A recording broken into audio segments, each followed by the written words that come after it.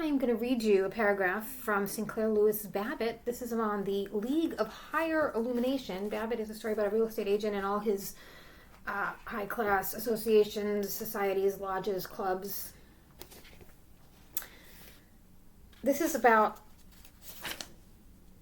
the League of Higher Illumination, and I'm going to start at the end of chapter 30. I didn't mean to sound cranky, but gosh, it certainly makes me sore to get the blame because you don't keep up with things. I'm going to. Will you help me? Sure, anything I can do to help you in the culture-grabbing line. Yours to oblige, G.F. Babbitt. Very well, then.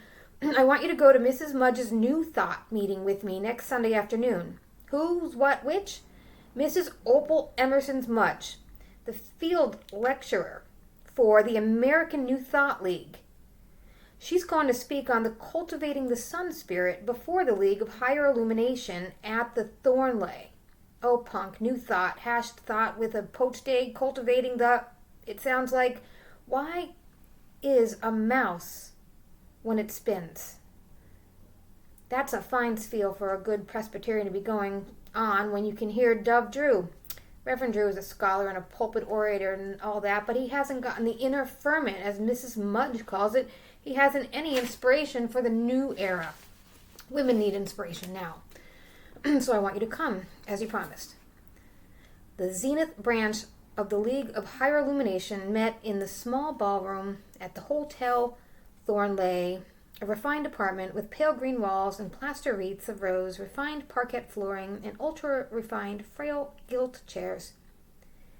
Here were gathered 65 women and 10 men. Most of the men slouched in their chairs and rings while their wives sat rigidly at attention. But 2 of them, red-necked, meaty men, were as respectably devout as their wives. They were newly rich contractors who, having bought houses, motors, and hand-painted pictures, and gentlemanliness, were now buying a refined, ready-made philosophy. It had been a toss-up with them whether to buy New Thought, Christian Science, or a good, standard, high church model of Episcopalianism. In the flesh, Mrs. Opal Emerson Mudge felt somewhat short of a prophetic aspect. She was pony-built and plump, with the face of a haughty Pekingese, button of a nose, arms too short that despite her most indigent endeavors she could not clasp her hands in front of her as she sat on the platform waiting. Her frock of taffeta and gray velvet with 3 strings of glass beads and large folding eyeglasses dangling from the black ribbon was a triumph of refinement. Mrs. Mudge was introduced by the president of the League of Higher Illumination as an old young woman with a yearning voice, white spars, and a mustache. She said that Mrs. Mudge would now make it plain to the simplest intellect how the sun spirit could be cultivated, and they who had been thinking about cultivating one would do well to treasure Mrs. Mudge's words, because even Zenith, and everybody knew that Zenith stood in the van of spiritual and New Thought progress,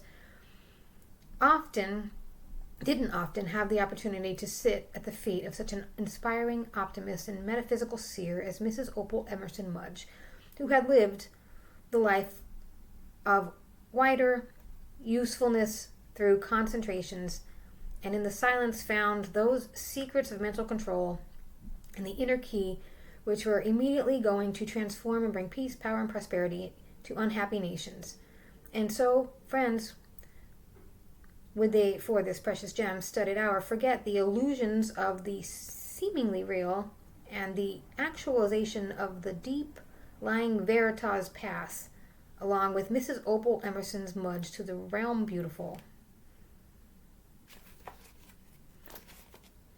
I really enjoyed this book.